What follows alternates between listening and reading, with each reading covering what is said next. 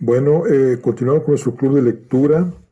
Estamos con la biografía de Rembrandt y estamos con nuestro club de lectura y vamos a iniciar lo que es el capítulo número 10.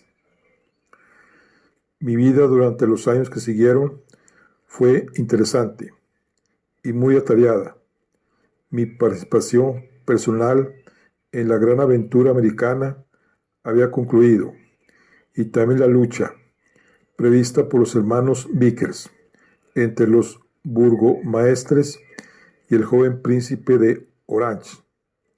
Poco después de mi vuelta a Holanda, el príncipe murió de viruela y una semana más tarde su viuda dio luz a un hijo a quien fue impuesto el nombre de su padre, Williams, y a quien por conveniencias dieron en llamar William III.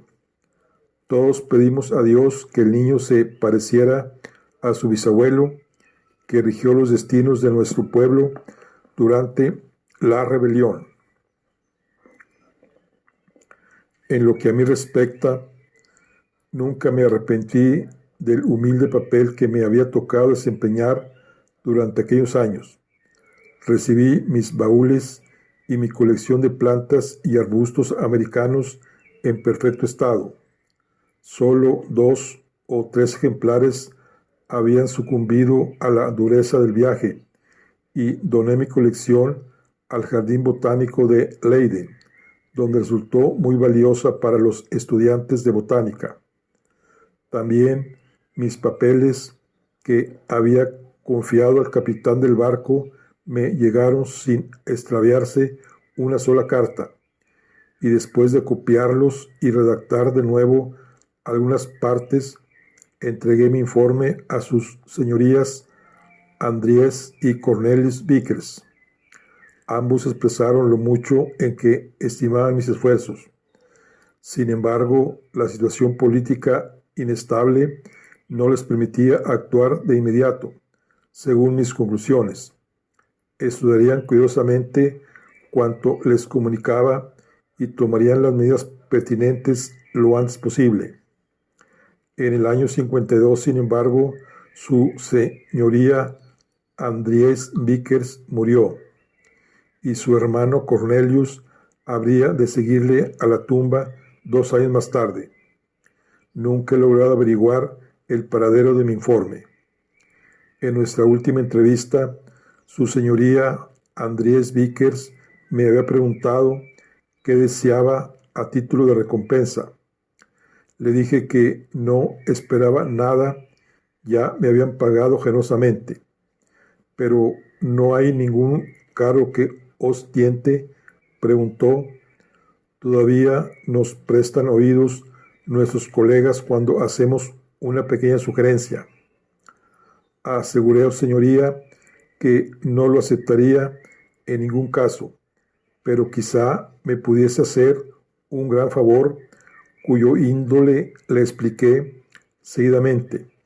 En aquella misma ocasión, 2 viajes a través del océano y una larga estancia en el Nuevo Mundo me habían convencido una vez más de lo terriblemente abandonado que estaba la cirugía.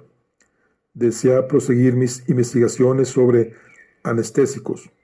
Si sus señorías hablasen a su amigo y colega, el doctor Tull, pidiéndole que hiciese lo pertinente para que se me permitiera continuar mis estudios en el hospital de la ciudad, les quedaría profundamente agradecido.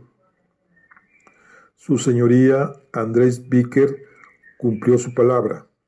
Menos de 2 semanas después de nuestra última entrevista, el doctor Tull me mandó llamar.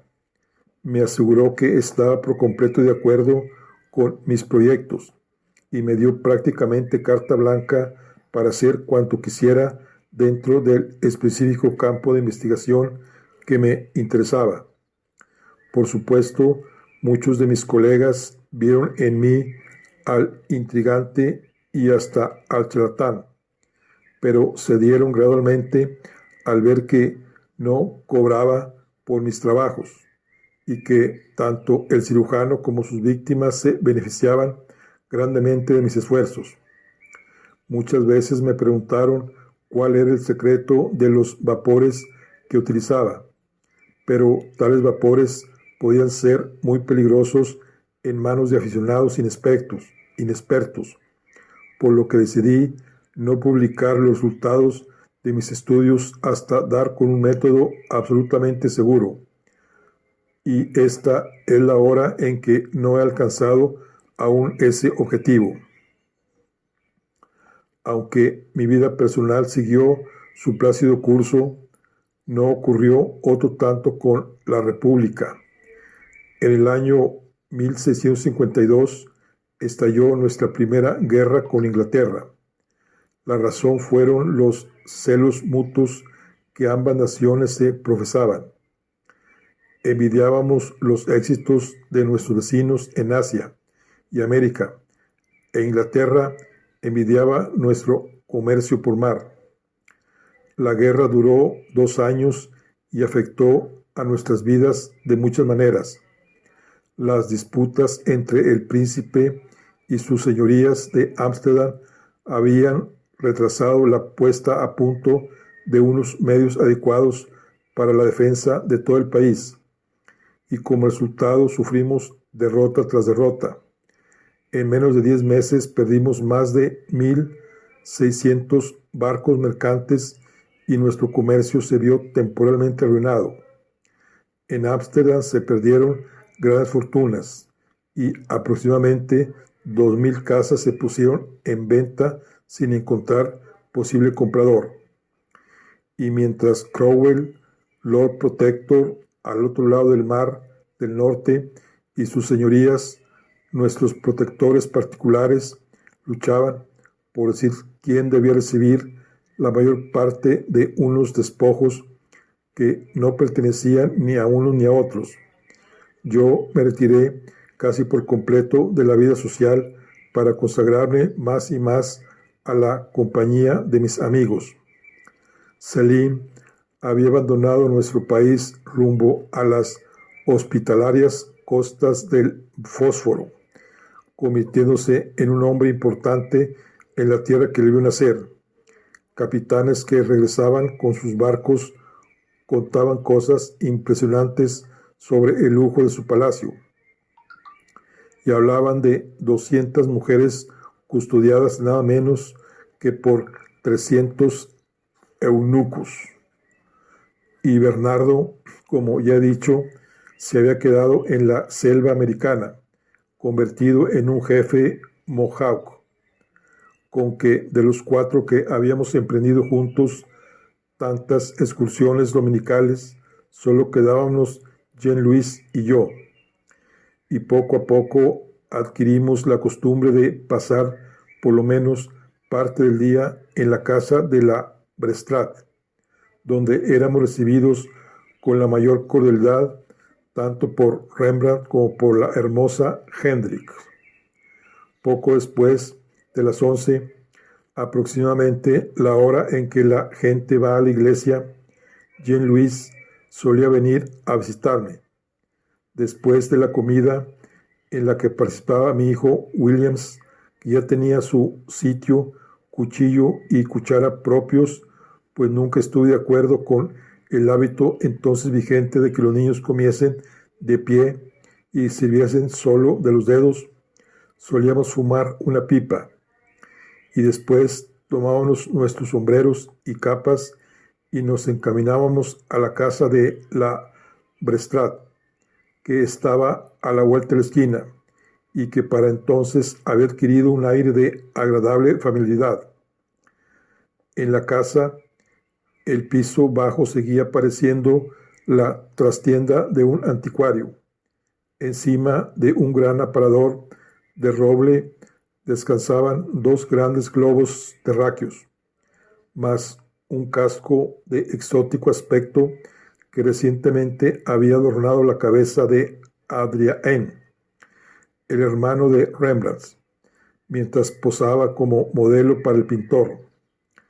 La escalera que conducía al segundo piso quedaba ahora medio tapada por un fragmento de un viejo tapiz flamenco, y en la mesa que ocupaba el centro del vestíbulo podían verse un recipiente de mármol para refrescar el vino y dos dagas italianas.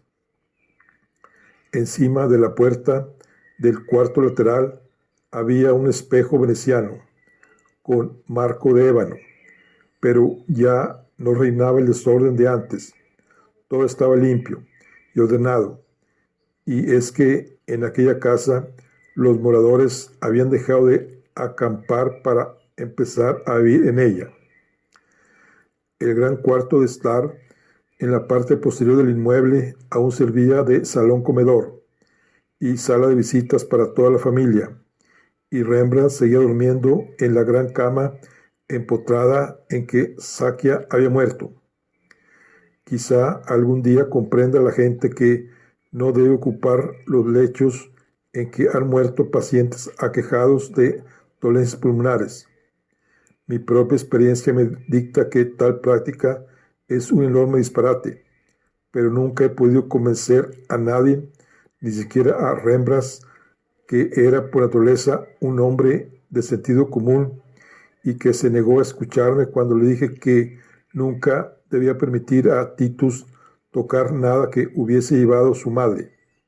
Se echó a reír y afirmó que los médicos siempre estábamos intentando atemorizar al pobre profano con el solo propósito de demostrar al mundo nuestra ciencia, y me indicó a Titus y preguntó si alguna vez había visto a un muchacho tan fuerte y saludable. Esto fue lo primero que pensé cuando vi a Titus, después de mis 7 años de ausencia. Debía tener casi 11 años. Era un hermoso muchacho de aspecto agraciado que había heredado el fino perfil de su madre y la agradable sonrisa que Sakia debió de tener en los días en que Rembrandt pintara el cuadrito en que apenas tocaba con un gran sombrero de paja, pero no parecía muy robusto.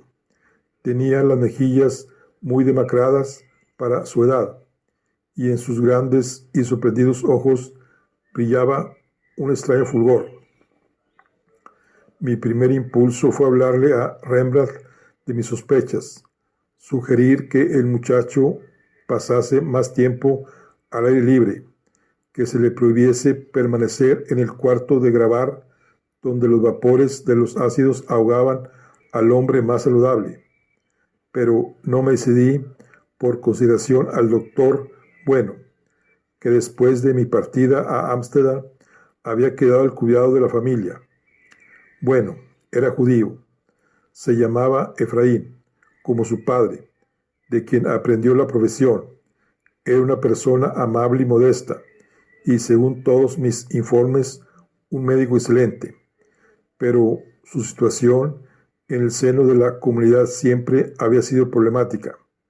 En primer lugar, hasta muy poco antes de iniciarse la guerra con Cromwell, creo que hacia el año 1652, no alcanzaron los emigrantes portugueses de raza judía la plenitud de sus derechos civiles. Hasta aquella fecha, y desde un punto de vista jurídico, solo se les había tolerado, lo cual les había impedido pertenecer a los gremios. Cuando abrían una tienda o emprendían un negocio, se hacían técnicamente culpables de infracción de la ley. Periódicamente los gremios enviaban delegados al ayuntamiento pidiendo se prohibiera el ejercicio de sus actividades a tan inoportunos competidores, pero sus señorías rechazaron siempre tales iniciativas. Nuestra ciudad, ante todo y sobre todo, era una sede de negocios, y como la mayoría de los judíos portugueses habían dado pruebas de ser ciudadanos muy trabajadores, se les consideraba una buena inversión. Todos los intentos para desembarazarse de ellos se vieron condenados al fracaso, pero los judíos se movían casi siempre en un clima enardecido. Por eso mismo tuve excesito cuidado en mi trato con el doctor Bueno. Inspirábame gran respeto sus conocimientos, y por nada del mundo deseaba herirle. A veces, si hallándome en casa de Rembrandt sobrevenía algún pequeño accidente, cierto día uno de los aprendices se quemó al calentar una plancha de cobre y en otra ocasión Titus tuvo un ataque de tos que alarmó seriamente a Rembrandt. Requeríase mis servicios y yo hacía lo necesario. En el caso de Titus, solo pedirle que no comiese tantas nueces verdes. Pero pasado el trance, escribía enseguida una nota al doctor Bueno, rogándole que acudiese a la Bresla en cuanto le fuese posible. Fue el propio Bueno quien puso fin a mis exagerados miramientos. Mi querido colega me dijo un día que regresábamos juntos del hospital. Se dice que nosotros, los judíos, tenemos la sensibilidad a flor de piel y quizás seamos demasiado suspicaces en cuanto a las intenciones de nuestros vecinos. Pero mi gente lleva viviendo aquí 50 años y sin duda seguirá viviendo en esta ciudad mientras exista. Y si dejáramos de insultarnos, qué insulto es tan exquisita cortesía, y nos hiciésemos amigos. Y añadió como corolario: judío soy, cosa nada envidiable, pero ambos somos matasanos, y eso es infinitamente peor. Estaba de acuerdo con él. A mi regreso a Ámsterdam me había extrañado una vez más la singularidad de nuestra posición. En los nuevos Países Bajos, los médicos escaseaban, de tal suerte que la población, dependiente de nuestra buena voluntad, nos trataba con respeto. Pero la República estaba plagada de charlatanes, y el público, por lo visto, no sabía o no quería distinguir entre los médicos serios que habían estudiado en media docena de universidades y se habían pasado 7 u 8 años recorriendo salas de hospitales, y aquellos curanderos, ensalmadores y sacamuelas que frecuentaban las ferias en el campo. La situación era bastante mala, pero como Bueno me dijera en otra ocasión, mucho peor podíamos haber sido artistas. No era exageración. Hay un pintor llamado Meinder Hoverman que vive en un ático del Rosengracht, no lejos de la casa en que Rembrandt murió. Me dicen que es el mejor paisajista que ha visto nuestra tierra, pero el otro día, en el barco de Haarlem, oí a 2 jóvenes negociantes maldecirle a más y mejor. Uno de ellos había comprado al pobre diablo un paisaje por 200 florines, y su padre le había asegurado que podía haberlo obtenido por 50 si hubiera regateado un poco más. Y no hablemos del pobre Franz Hals de Haarlem, que murió hace pocos años y era sin duda un artista tan grande como Rembrandt. Su panadero, ¿cómo puede un hombre comer tanto pan?, le había demandado por insolvencia, y sus enseres, a la sazón 3 colchones, un armario y una mesa, fueron vendidos en pública subasta. Es un hecho comprobado que en nuestro país se tiene al artista por un holgazán simpático y no por un miembro respetable de la sociedad.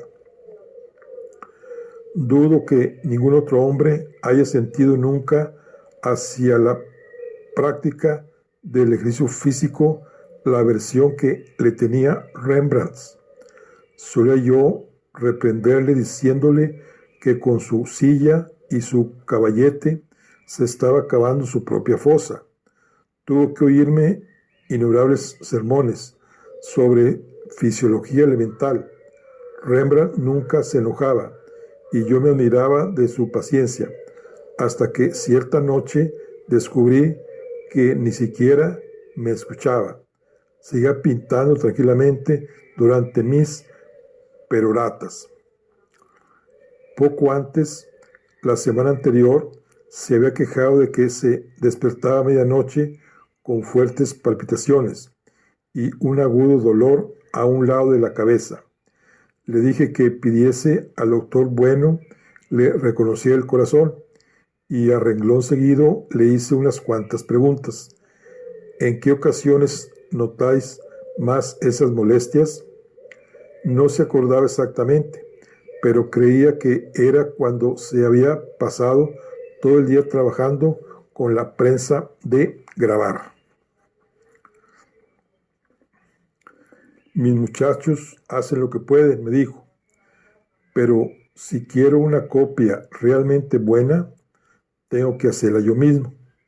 No han menudeado los encargos de retratos últimamente. Ya sabéis lo que ocurre cuando hay guerra. Todo el mundo tiene miedo, todo el mundo ahorra y los retratos son un lujo. Pero la gente compra aguafuertes. Son una buena inversión y me han encargado varios cientos. Por eso, cuando los chicos se van a la cama, tiro algunas copias. ¿A qué hora empezáis? Proseguí. Hacia las 6. ¿Y a qué hora lo dejáis? A veces bastante temprano. Otras trabajo hasta las 4 o las 5. Y aunque suelo descansar un cuarto de hora mientras me tomo un vaso de cerveza, da mucha sed, es un trabajo duro.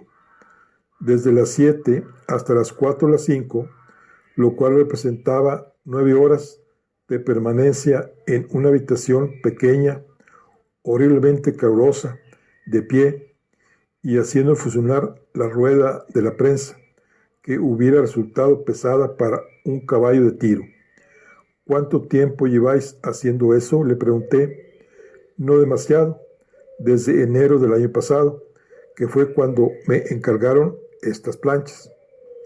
Desde enero del año anterior, es decir, 15 meses, un trabajo que habría matado a un peón de albañil en menos de 6. Naturalmente aventuré, en estas ocasiones no pintaréis. Sí, casi todo el día en el estudio mientras hay luz. Después cojo una vela y voy a grabar. A veces, cuando empiezan a molestarme los ojos, enciendo una vela más. ¿Os molestan mucho los ojos? No demasiado. Tengo buena vista. Todavía puedo trabajar a punta seca sin lentes. Pero al cabo de 5 o 6 horas empiezan a caérseme lagrimones. Y cuando pasan de 10, me aquejan extraños dolores, como si me clavaran alfileres en los ojos. No el dolor en la cabeza, de que os hablaba antes. Eso solo me ocurre cuando el corazón hace cosas raras, sino pinchacitos y pinchacitos, una verdadera desazón, y tengo que parar unos minutos hasta que se pasa. Sin duda era un caso perdido, pero ¿no se os ha ocurrido, le pregunté, que si seguís así vais a perder la vista por completo? Pues valiente pintor que ibas a ser. Hice ademán de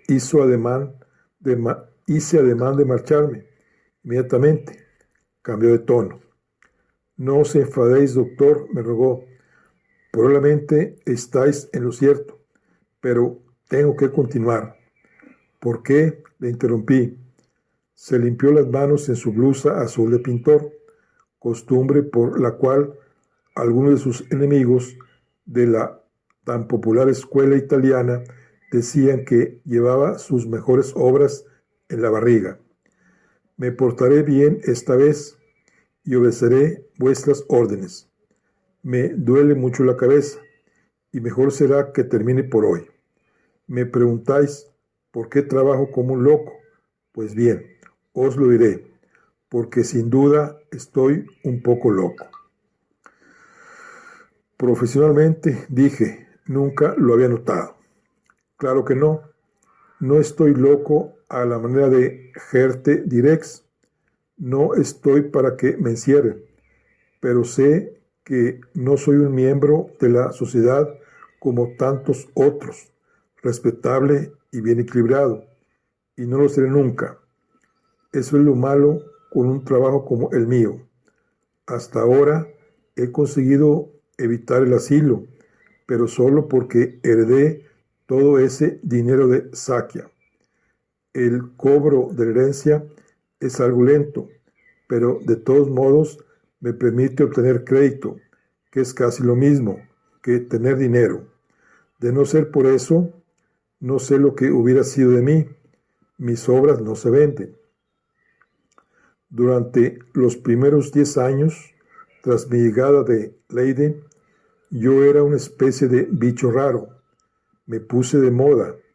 Aquella vieja generación gustaba de mi trabajo, pero la generación joven me teme.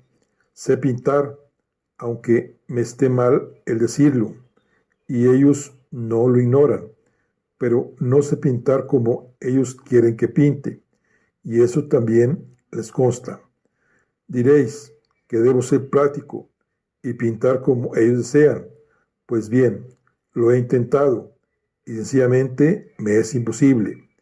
Y en eso es en lo que estoy un poco loco. Una persona normal que vende pasas, arenques o queso, o que pinta cuadros para vivir, estudia cuidadosamente su mercado, pues esa es después de todo su forma de ganarse el pan. Cuando cambia el gusto de sus clientes, él cambia en consonancia su producto. ¿Qué quieres arenque seco en lugar de adobados? Pues compra unas áreas de terreno y cuelga su pescado al sol. Que desea el queso colorado en vez de amarillo, pues lo pinta de rojo y a otra cosa. Que la moda del momento exige paisajes italianos, pues a pintar paisajes italianos. Personalmente, no desprecio a esos individuos. Me acusan a veces de ser demasiado orgulloso o altanero para pintar de modo diferente a como lo hago, pero no es verdad. Sencillamente no sé hacerlo de otra forma. Me ciño a mi propio estilo y supongo que seguiré haciéndolo hasta que me lleven al asilo o al cementerio. Sobre mi tumba podéis colocar una lápida que diga: aquí yace un mentecato.